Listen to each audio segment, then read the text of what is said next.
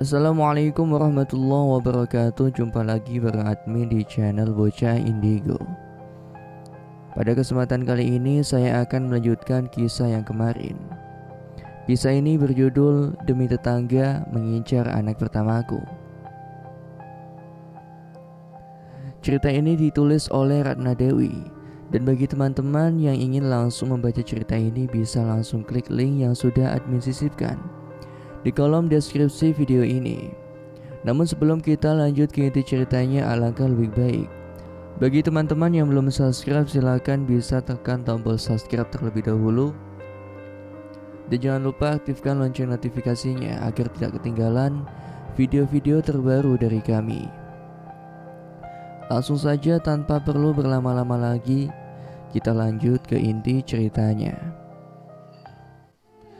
Kulihat anak itu tengah menangis dengan posisi duduk dan menutup wajahnya dengan kedua tangan dan menyusupkannya di lutut.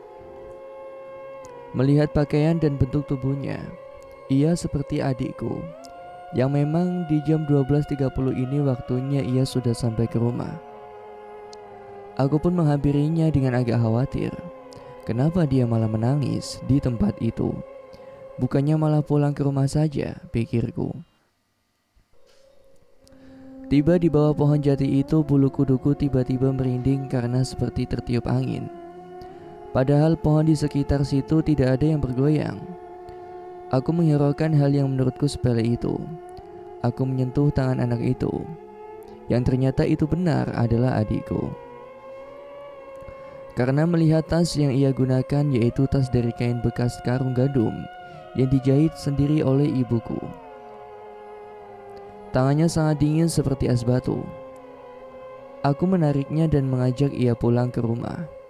Namun ia menarik kembali tangannya, hingga pegangan tanganku padanya terlepas. Ia menolak ajakanku dengan menggelengkan kepalanya. Aku berjongkok untuk sekedar melihat wajahnya dan menanyainya, karena sedari tadi ia tidak berbicara dan menjelaskan tentang kenapa ia menangis.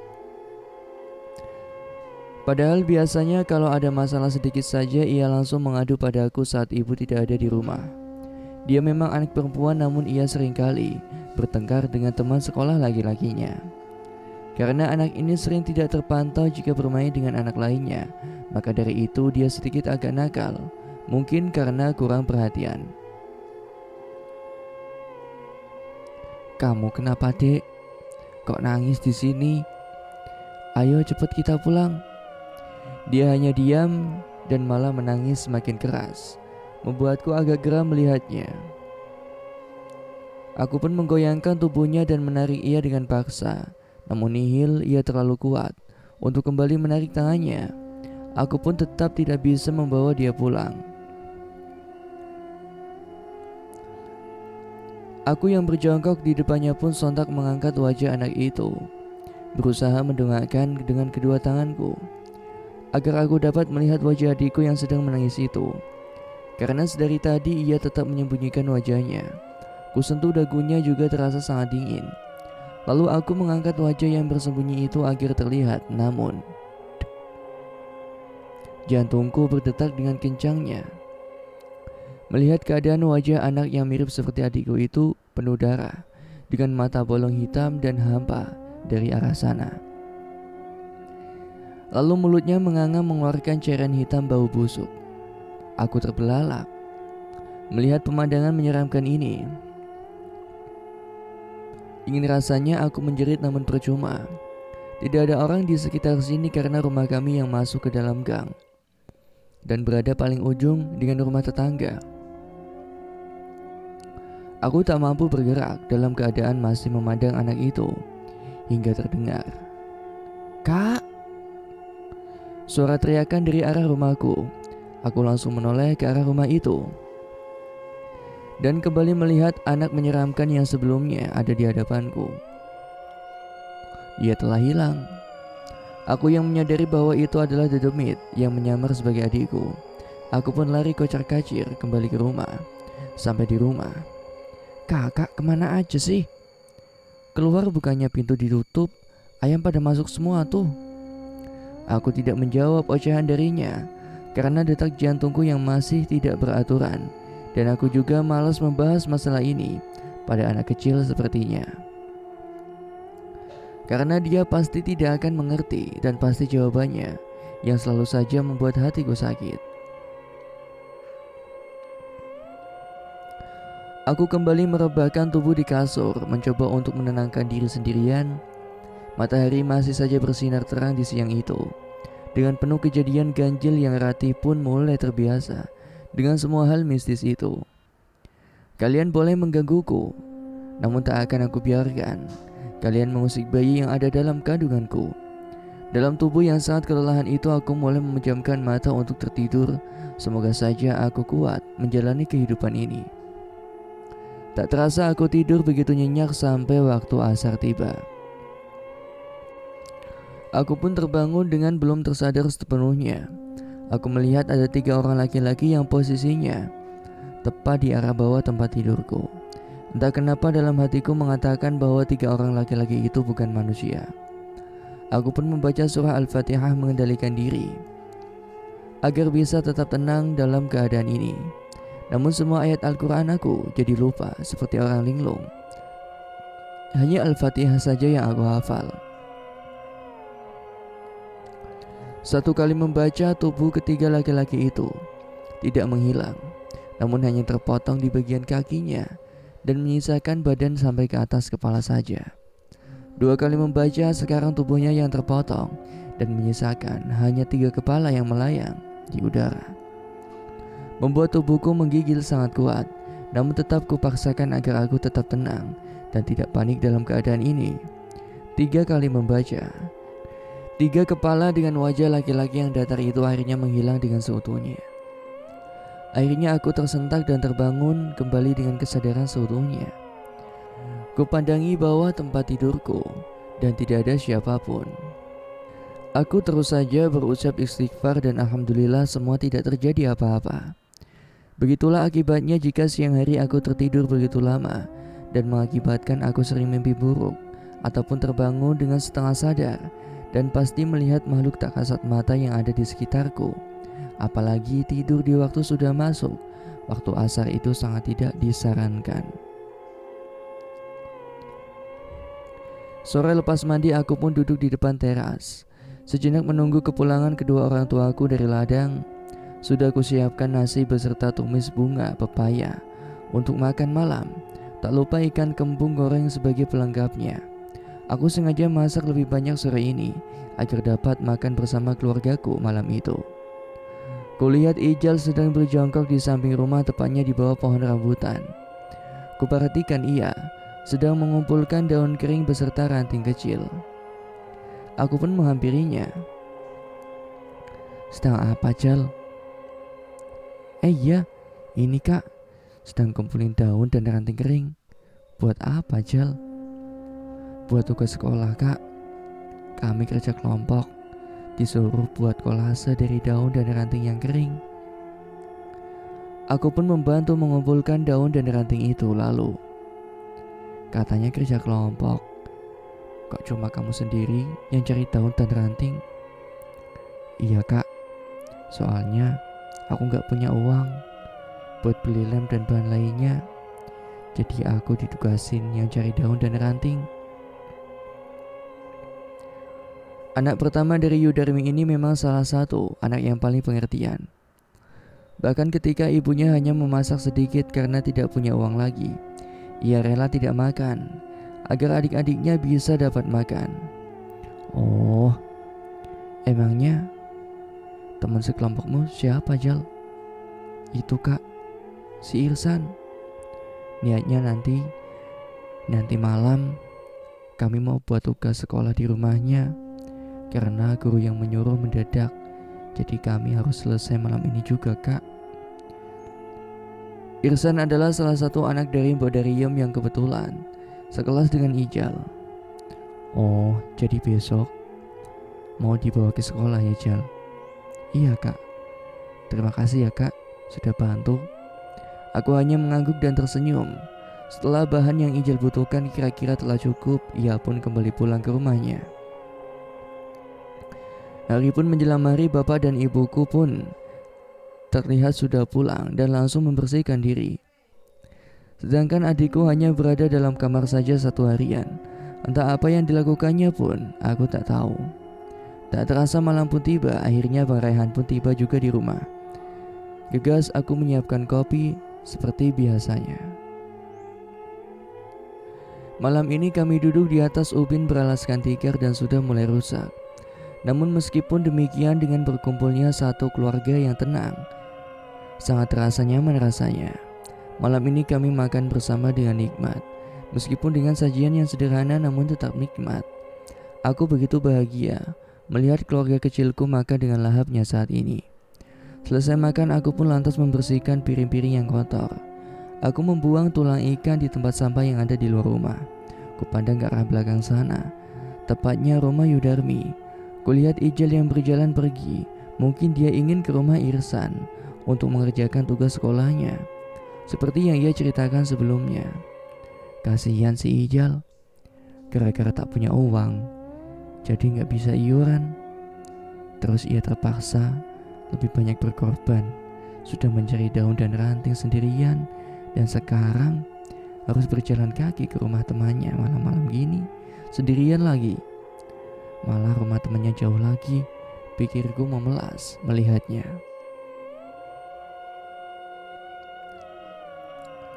Malam ini aku pergi ke rumah Irsan. Padahal aku sama sekali belum makan malam.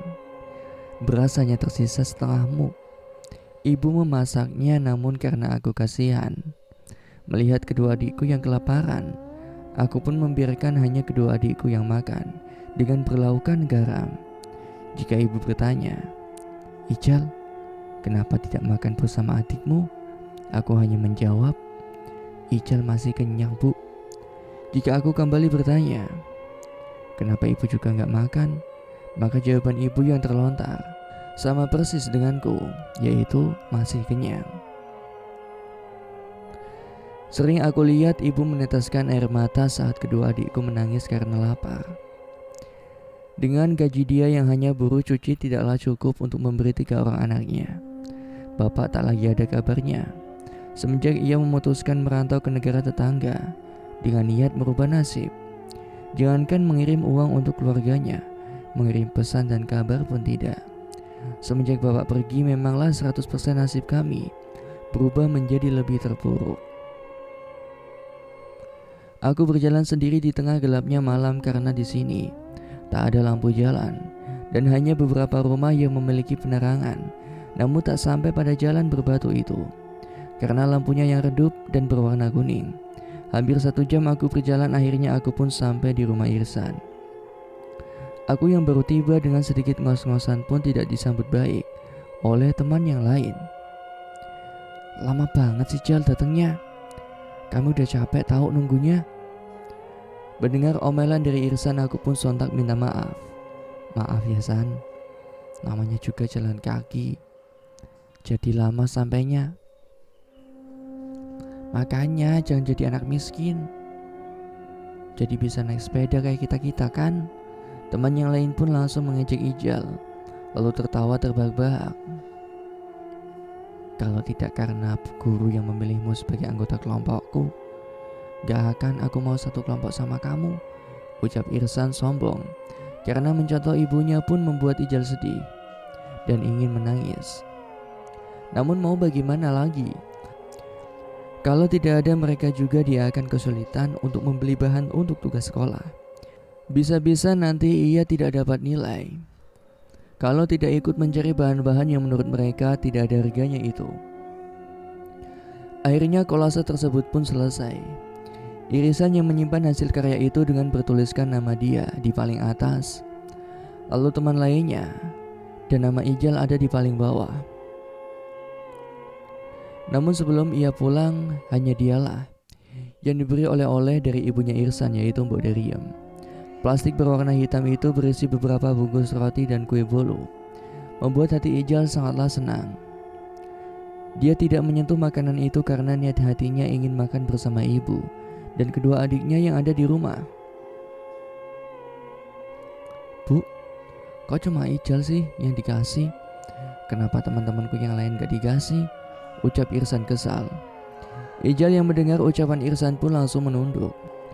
"Temanmu yang lain itu kan dari keluarga mampusan.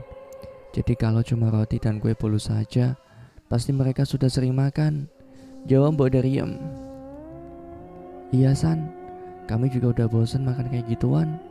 Apalagi kalau aku ulang tahun, pasti kue bolunya tidak habis dan kami buang," timpal teman yang lain. "Sudah sana cepat pulang. Ibumu pasti sedang menunggu kepulanganmu, Jal," ucap Mbok Dariem dengan senyuman miring. Ijal pun mengangguk dan ia hanya berjalan kaki pun pulang terlebih dahulu daripada teman yang lain. Hingga di tengah perjalanan, tepatnya di sebuah gang menuju ke rumah Ijal, ia melihat seperti bola api yang terbang tepat di pinggiran jalan gang tersebut. Ia yang ingin melewati gang itu pun sontak terhenti. "Namun kalau aku berhenti, kapan aku sampai ke rumah?" pikirnya. Lalu ia pun berlari hingga sampai di gang tersebut. Ia tidak berani menoleh ke arah bola api itu. Dan setelah ia melewati gang tersebut, sontak ia pun melihat ke arah belakang dengan pikiran, "Aku telah berhasil melewatinya." Namun semua yang ia pikirkan ternyata salah. Bola api itu malah mengejar dan melayang cepat. Ijal yang sangat panik dalam keadaan itu pun langsung melanjutkan kakinya semakin cepat dan tidak memperhatikan jalanan yang ia lalui. Ia berlari jigjar dan takut tentu arah karena terus saja melihat ke belakang. Namun setelah ia menoleh ke depan, ternyata ada sebuah truk pasir yang sedang melintas tepat di depannya. Dan lalu truk itu menabrak lalu melindas tubuh kurus Ijal. Di sisi lain, Mbok Dariem tersenyum puas seraya berkata, "Di malam satu suro ini, akhirnya aku mendapatkan satu tumbal." Malam semakin larut, hati Yudarmi pun tidak tenang. Dia tidak bisa tidur karena anaknya belum pulang ke rumah. Rasanya hati ingin menyusul anaknya ke rumah Mbok Dariem. Namun jika ia pergi, nanti kalau kedua anaknya mencari keberadaan ibunya, pasti ia akan menangis. Yudarmi pun hanya menunggu kepulangan anak pertamanya itu dengan perasaan yang gelisah. Tepat di jam 2.30, tiba-tiba ada yang mengetuk pintu Yudarmi. Seraya berkata salam berulang kali. "Siapa sih yang bertamu malam hari kayak gini?" Dari suaranya itu jelas bukan suara Ijal, pikirnya. Yudarmi pun menjawab salam lalu membuka pintu itu. "Loh, Kang Asep, kenapa Kang malam-malam kemari?" tanya Yudarmi keheranan. "Begini yuk." Kang Asep yang bingung untuk menjelaskan kejadian yang baru ia lihat. "Ada apa sih Kang? Kok kayaknya panik gitu? Apa Ijal ada di rumah yuk?" Dek. Jantung Yudarmi serasa berhenti sejenak mendengar pertanyaan dari Kang Asep itu. Kang Asep adalah tukang sayur langganan Yudarmi. Setiap harinya dia akan lewat di depan rumahnya. Maka jelas saja dia sangat mengenal anak Yudarmi, yaitu Ijal. Di jam seperti ini, pasti dia akan belanja barang dagangannya di kota, tepatnya di pasar besar.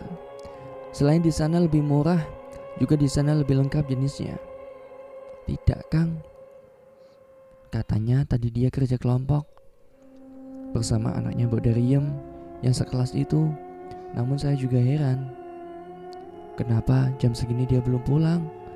Kang Asep pun terdiam mendengar penjelasan dari Yudarmi tersebut dan lantas, "Astagfirullah, innalillahi wa inna ilaihi rajiun. Emangnya ada apa Kang dengan Ijal?" Yudarmi semakin panik. "Tadi pas saya lewat di jalan depan gang, ada sebuah truk yang berhenti di depan saya.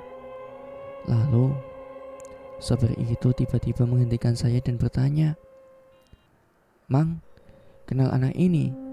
Saya terkejut bukan main yuk, karena saya lihat anak itu bersimbah darah. Kedua kakinya putus karena terlindas oleh ban truk. Saya pun lantas memperhatikan wajah anak itu, karena di sekitar sangat gelap dan lagi pula posisi anak itu yang masih di bawah kolong truk menyulitkan saya untuk melihatnya. Dengan dibantu senter, akhirnya saya pun mengenalinya. Sang sopir karena takut untuk mengevakuasinya sendiri pun akhirnya ia juga tidak tahu siapa keluarga anak itu. Akhirnya ia pun membiarkannya berada di bawah truk dengan menunggu adanya bantuan. Wajah anak itu seperti Ijal yuk, makanya kami datang kemari, ucap Kang Asep. Dan sopir truk itu hanya diam dan sesekali mengangguk membenarkan ucapan Kang Asep itu. Yudarmi langsung tersentak, napasnya terasa sesak karena ia tak mampu lagi menangis. Mari yuk kita lihat yuk, barangkali saya benar atau salah. Mari kita cek bersama. Yudarmi, Kang Asep dan sopir truk itu pun berjalan menuju tempat kejadian. Sesekali Yudarmi hampir oleng dan sesekali terhuyung karena perasaannya yang campur aduk, rasa gelisah serta takut jika korban tabrakan itu adalah benar anaknya. Setelah melihat keadaan truk itu, Yudarmi pun berlari secepat yang ia mampu untuk lekas memastikan kebenaran itu. Di samping truk ia pun berjongkok dan melongok ke arah kolong truk dengan bantuan penerangan dari senter yang sengaja ia bawa dari rumah. Jantungnya seraya berhenti mendetak dan tangisan serta teriakan yang ia tahan pun akhirnya pecah setelah mengetahui ternyata anak yang bersimbah darah dengan kaki putus itu adalah benar. Dia adalah Ijal. Teriakan Yudarmi membuat Kang Asep dan sopir truk pun terkejut dan langsung berlari ke arah Yudarmi. Yudarmi yang merangkak masuk ke kolong mobil pun sontak memeluk anaknya sambil terus menangis. Kenapa kamu bisa begini, nak? Kenapa kamu tinggalin ibu? Bangun sayang. Ucapan itu pun terus saja lontarkan pada anaknya itu. Sang sopir dan Kang Asep pun langsung membantu mengeluarkan jenazah Ijal dari kolong truk itu dan langsung memboyongnya pulang ke rumah. Mendengar keributan dan tangisan dari ibunya, anak Yudarmi yang sebelumnya tidur dan ia tinggal untuk mengecek Ijal pun akhirnya terbangun. Dua orang anak laki-laki Yudarmi pun terkejut bukan main saat melihat keadaan abangnya itu telah tidak bernyawa lagi. Teriakan dan tangisan pun sontak keluar dari mulut kecil mereka. Abang kenapa, Bu? Kaki abang kenapa nggak ada? Abang bisa bangun lagi kan, Bu? Abang tidak mati kan, Bu? Anak Yudarmi yang masih kecil itu pun langsung melayangkan beribu rentetan pertanyaan, namun tak dapat dijawab oleh Yudarmi karena hatinya yang hancur karena itu adalah yang paling mengerti ketidakadaan Yudarmi. Kang Asep pun langsung mengantar ke sang sopir pada ketua RT untuk menyelesaikan masalah ini. Lalu ia pun segera pergi ke pasar untuk modal mencari nafkah. Kontangan pun dibunyikan tanda ada orang yang meninggal. Aku terkejut saat mendengar suara kentongan dari balai terdekat. Bang, bangun bang, ada suara kentongan. Siapa yang meninggal? Bang Rehan pun terbangun saat aku menepuk pundaknya. Aku pun keluar dari kamar, kulihat ibu baru masuk dari arah pintu dapur dan seperti orang yang tergesa-gesa. Ibu dari mana, Bu? Kok kayak orang yang kaget gitu? Ijal meninggal, nak. Hah? Aku pun terkejut dengan setengah mati. Bukannya tadi malam dia kerja kelompok sama anaknya Mbok Dariem, Bu? Iya, ternyata pulang dari sana Ijal kecelakaan. Dia tertabrak oleh truk dan kakinya putus, terlindas oleh bannya. Ya Allah, innalillahi Ijal. Tak terasa aku pun meneteskan air mata. Baru saja kemarin sore kita mengumpulkan daun dan ranting kering sambil berbincang, Jal. Hari ini malah Allah telah membawamu pulang bersamanya dan pergi untuk selama-lamanya. Jangan bengong, Rati. Ibu mau siap-siap dulu, mau ke sana bantu Yudarmi. Kamu lekas nyusul ya. Iya, Bu. Kulihat Bang Rehan yang baru saja keluar dari kamar. Siapa yang meninggal, Dek? Ijal, Bang. Anaknya Yudarmi. Padahal kemarin sore aku baru aja berbincang dengannya. Dia yang sedang mencari bahan untuk tugas kelompoknya. Loh, kok bisa? Apa penyebabnya, Dek? Kata ibu, tadi dia tertabrak truk, lalu kakinya terlindas ban. Aku juga tidak tahu keadaan pastinya karena ibu dan bapak sudah ke sana. Innalillahi wa inna ilaihi raji'un. Ya sudah, kita cepat siap-siap ke sana, Bang. Aku mau ambil kerudung dulu. Bang Rehan hanya mengangguk. Lekas ia sambar peci yang tergantung di dinding, lalu kami pun gegas menuju ke rumah Yudarmi. Kulihat sudah lumayan banyak tetangga dan warga sekitar yang ingin melihat keadaan yang masih penasaran dengan kejadian yang dialami Ijal. Setelah mendengar kabar, mereka pun kembali ke rumah karena sudah masuk waktu subuh. Ada sebagian juga yang memasak untuk sarapan keluarganya. Hanya beberapa yang tinggal di situ dengan niat membantu persiapan pemakaman Ijal, termasuk denganku. Karena sayur dan lauk yang kemarin sore aku masih tersisa, jadi cukuplah untuk sarapan. Jadi pagi ini aku tak repot masak lagi untuk makan, pikirku. Kulihat jenazah Ijal, sungguh mengenaskan. Dengan kaki yang terpisah dari tubuh cukup membuat aku bergidik merinding. Kedua anaknya terus terisak tangis, dengan Yudarmi pun yang sesekali pingsan karena tak kuat melihat anaknya itu. Beberapa bapak-bapak pun sibuk di depan rumah Yudarmi sedang mendirikan tenda biru. Ibu menyodorkan ceret plastik berisi teh manis hangat untuk para bapak-bapak yang ada di dalam untuk minum. Aku pun bergegas keluar dan meletakkan tempat air itu di meja kayu kecil yang ada di sudut. "Minum dulu, Pak," tawarku pada bapak-bapak yang sedang memasang tenda. "Iya, Neng Ratih," dengan tersenyum, dan biasanya mereka akan menyelesaikan pekerjaannya terlebih dahulu, barulah minum. Kuedarkan pandangan melihat sekitar yang masih sedikit gelap. Hanya cahaya remang-remang pantulan dari rumah Yudarmilah sebagai penerangan pagi itu. Namun pandanganku langsung tertuju pada pohon kakao yang ada di samping rumah Yudarmi yang sedang sedikit bergoyang itu. Kuusap mataku memperjelas pandanganku. Seperti ada orang di balik pohon itu, pikirku. Kupincingkan kembali penghilatanku, namun, dek, itu kan Mbok Dariem.